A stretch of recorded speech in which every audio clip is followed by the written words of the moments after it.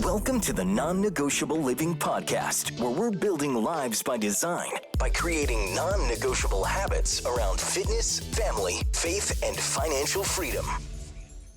Hey everybody, I'm Ashley and this is Non Negotiable Living. Today we're going to talk about macros. I have been getting so many questions about this on Instagram and I thought it would be good to do just a little crash course on macros and how to understand them and why they are the key to balanced nutrition and sustainable fat loss. If you've ever heard the term macros thrown around in the health and fitness world but weren't quite sure what it meant, first off, you're not alone. Macros or macronutrients are the building blocks of our diet, and they provide the energy our bodies need to function and play crucial roles in everything from muscle growth to brain function.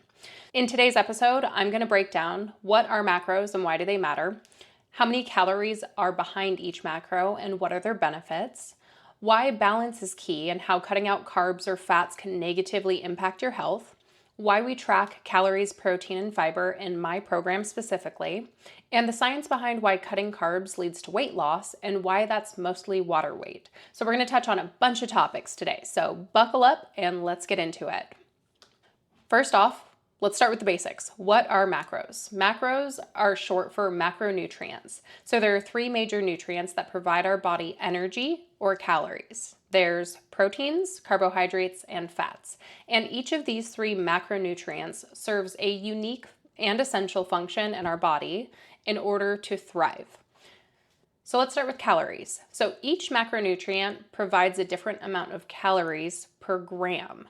So 1 gram of protein equals 4 calories per gram, 1 gram of carbohydrate equals 4 calories per gram, and 1 gram of fats equals 9 calories per gram. So fat calories are more than double the calories of proteins and carbs per gram you consume. I also want to throw this in there.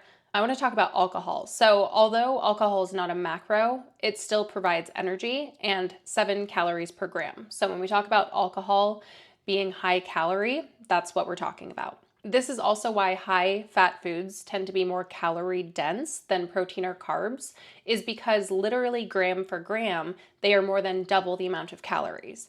But this doesn't mean that fat is bad. Fat plays an essential role in our hormone production, brain function, and overall health. So we'll dive into that a little bit later. So let's break down why each macro is crucial for our body function and why eliminating or drastically reducing any one of them can be detrimental. So we're going to start with protein. Protein is king. It's my favorite one to talk about. Protein is literally the building block of our muscle and our metabolism. It helps repair and build muscle tissue. It supports our immune function. It keeps us full longer, and so it's considered a high satiety food. It plays a role in the production of enzymes and hormones in our body, and it can help prevent muscle loss while we are in a calorie deficit or dieting. So why is this important? If you're not getting enough protein, especially in a calorie deficit, your body will start to break down your muscle tissue for energy, and less muscle equals a slower metabolism, which makes fat loss harder in the long run. So at a high level, as a body recomposition coach, I don't want my clients to lose weight for the sake of losing weight. We should only want to be losing fat. Now, the problem with crash diets and low calories and high restriction is that people tend to lose weight, which equals muscle mass, body water, and body fat. As a body recomposition coach, I want to maintain and build every ounce of muscle that we can because that's what dictates our metabolism. So I only want my clients to be losing body fat, which means that high protein intake is key. So next up is carbohydrates, and these are the body's preferred energy source. So carbs provide quick, efficient energy. They support our brain function. Our brain runs primarily on glucose, in case you guys didn't know that. And carbs fuel our muscles for workouts and our everyday activities. And it plays a crucial role in our recovery and performance from exercise. And a lot of carbohydrates contain fiber, which aid in digestion and gut health. So when people say things like, carbs are bad, we have to remember that most vegetables are carbohydrates and most of our fiber sources come from carbohydrates. Carbs are not bad. So let's talk about why cutting carbs can actually be detrimental. So if you cut your carbs too low, you'll likely feel tired, irritable, and sluggish because they dictate our energy. Your brain function can suffer, which leads to brain fog. Your workouts will feel harder and your performance may decline. Also, you're going to lose water weight initially, but not necessarily more body fat. You might miss out on really important fiber sources like vegetables, whole grains, and fruits. So remember, carbs are not the enemy. Overeating any food can lead to weight gain, so we have to remember that cutting carbs is not necessary to achieve a body fat loss goal. It's honestly pretty detrimental to our body. We need all of the macronutrients. They are all there for a reason, they all serve a purpose, and we shouldn't be cutting any whole macro out of our diet. Now let's move on to fats. This is another one that people try and make the devil. Everyone wants to talk about fats and cutting fats. And if we think back to the 70s and 80s and all of the low-fat diets and making foods low-fat, fats aren't bad for you.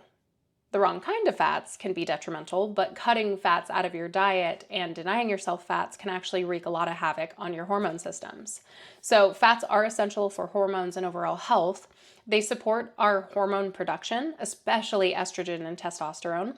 Fats help with brain function and mental clarity. They're essential for absorbing fat-soluble vitamins like vitamin A, D, E, and K. It supports joint health and cellular function. It helps keep our skin and hair healthy. And if you were to cut fats too low, it could actually create hormonal imbalances. Low fat intake can disrupt our estrogen, testosterone, and cortisol levels. Nutrient deficiencies are common for people who cut out fats. So vitamins A, D, E, and K cannot be absorbed properly if we cut fats. Also, brain fog and mental clarity is a big one. The brain is made up of nearly 60% fat and relies on a steady intake for proper functioning. So a lot of people who go on low-fat diets feel that brain fog, mental fatigue, tiredness, even when they sleep. It also can lower our metabolism and increase our hunger. So dietary fats help keep us feel full and satiated. So when we cut out fats, we're going to find ourselves more hungry more often, which can actually put us on the wrong track of overeating and lead to us gaining more weight rather than losing weight. So when push comes to shove, balance is key when it comes to macros. Instead of cutting out any one macro, balance is the key to our long-term success if we are on a fat loss journey, a muscle growth journey, or just a general health journey. Each macro plays a role in our overall health, and depriving our body of any one of them can cause negative side effects like fatigue, cravings, hormonal imbalances, and slower metabolism. In our program here at the Busy Mom Method, for one, this is not a quick fix. It's not a crash diet. We don't believe in restriction. We believe in flexibility and consuming everything just in moderation. We also don't put a lot of stress on consuming exact numbers of each macro. And the reason is we really only care about calories because calories are going to dictate whether we're losing body fat or building muscle. Our protein is going to ensure that we are building muscle and staying full. And our fiber is going to help us balance our blood sugars, keep our digestion strong, ensure our gut health, and also keep us full longer. And we allow our carbs and fats to fluctuate. So we don't actually track and care about carbs and fats here at the Busy Mom Method. We only track calories, protein, and fiber. So if we're hitting those macros, we can allow our fats and carbs to fluctuate from day to day. And the reason that's important is because if one day our clients want to eat a delicious salmon salad with avocado, their fat content might be through the roof. But that's not because they're eating Twinkies. They're eating salmon and avocado, which are incredibly healthy food sources that happen to be high in fat and high in protein and high in fiber. So we would never tell somebody they can't eat that. Also, on a day that somebody wants to have sushi or pizza, their carbs might be through the roof. But as long as they're still staying within their calorie goal, hitting their protein and getting their fiber in, we don't care because we want them to have that flexibility and not restriction. So everything that we do is based on balance. I will never tell somebody a food is bad, nothing's off limits. Never tell somebody not to eat something. So that's something that we're really big on here. And it's about teaching women how to understand their nutrition and macros and how they serve them and what they do for their body and how to create that balance from day to day so that they can enjoy everything that they love in moderation and achieve their goals. So we have to keep in mind that calories determine whether we're in a surplus or deficit. A surplus is going to allow us to gain weight or more muscle mass, and a calorie deficit will allow us to achieve fat loss. When push comes to shove, protein is the most important macro for body composition. Protein supports our muscle growth and fat loss, it keeps us full and satisfied, and it prevents muscle loss while in a deficit. And fiber is essential for digestion, blood sugar control, and satiety. So it helps keep us full longer, supports our gut health, and aids in blood sugar regulation. But more than anything, we have to remember that we need flexibility in our eating to make it easier to stick to our long-term goals, which is why we also follow the 80-20 rule, where we stick to our macros 80% of the time, and the other 20% of the time, we don't have to track or we don't have to stick to our macros. And that allows us some of the flexibility with our tracking and approach to nutrition, but still giving us the ability to stick to our goals. So one thing I want to touch on is why cutting carbs makes you lose weight. People have been asking me this a lot, or telling me, I'm on a low carb diet, I'm cutting carbs, and I keep asking why? Like, why are you cutting carbs? And they say, because I lose weight faster. And I remember when I was in my teens, before I got, properly trained on nutrition and all of this, and I remember thinking the same thing. Oh, I just need to cut carbs to drop a few pounds. So one of the biggest misconceptions in weight loss is that cutting carbs leads to fat loss. While it can help create a calorie deficit, don't get me wrong, much of the initial weight loss you see when you cut carbs is just water weight. So here's why. Carbs are stored in your muscles and liver as glycogen. And for every gram of glycogen stored, your body holds 3 to 4 grams of water.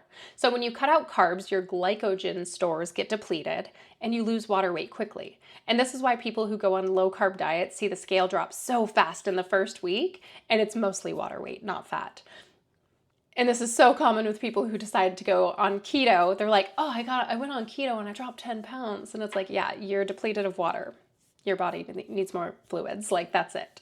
So you have to remember that once you reintroduce carbs into your diet, your glycogen stores refill and the scale goes back up. And this also isn't fat gain. This is your body just returning to its normal balance. So please remember that cutting carbs is not the answer to your fat loss goals. If you're on a low carb diet, if you're denying yourself carbs, if you are on keto, none of that is necessary to get to your fat loss goals. And oftentimes I believe if you implement something so restrictive, you're not likely to stick with it long term. So a balanced and flexible lifestyle change is a better option always than restricting something entirely. But the bottom line is, our macros matter, but balance is key. So cutting out carbs or fats entirely is not necessary and can be harmful. Protein is our priority, and when it comes to building muscle or fat loss, or for just our overall health, we need to be prioritizing protein. Fiber is crucial for digestion, satiety, and overall well-being. But here at our program, we only track calories, protein, and fiber to make healthy eating more simple and sustainable. Remember, carbs don't make you fat, and cutting them only leads to temporary water weight loss. And flexibility is key. So you have to find what works for you. And if you haven't found it yet and you're looking for something, if you've tried every crash diet, if you've been in this yo-yo cycle of the same lost 10 pounds and gain over and over and over again, it's time to get on an approach that's healthy, sustainable, and serves your goals long term. We have to remember that it shouldn't be about the short term, dropping the scale 20 pounds to fit into a dress next month. It should be about the long term. It should be about sustainability, longevity, functional independence as we age, making it to retirement age, and being able to go climb mountains and swim in the ocean and travel the world, and just ensuring that we can get out of bed on our own in our 80s. So please remember that whatever you're doing now is an investment in your old lady body. It's an investment in your future. It's an investment in your health and being a healthy parent if you're a parent as your kids age, and getting to be a healthy grandparent one day. And if you're not a parent, just think about your future. You're investing in the ability to enjoy the long-term life that you have ahead of you instead of having to rely on medications, doctor's offices, or having chronic diseases. So instead of overcomplicating your diet with unnecessary restrictions, focus on eating enough protein, getting plenty of fiber, staying in a calorie range that supports your goals, and keep it simple and sustainable. You're more likely to stick with it long term and see real results if you take this approach. Again, if you've been stuck in the cycle of restrictive dieting, then this is your sign to let go of the extremes and start focusing on balance. You deserve a way of eating that fuels your body, supports your goals, and allows you to enjoy your life. So thank you for being here. If you found this helpful, please share it with somebody else. Go ahead and leave a comment, follow us, reach out to me on Instagram if you want some support through coaching. But we're here to support you. Keep showing up, create those non-negotiable habits, and keep changing your life. You guys got this.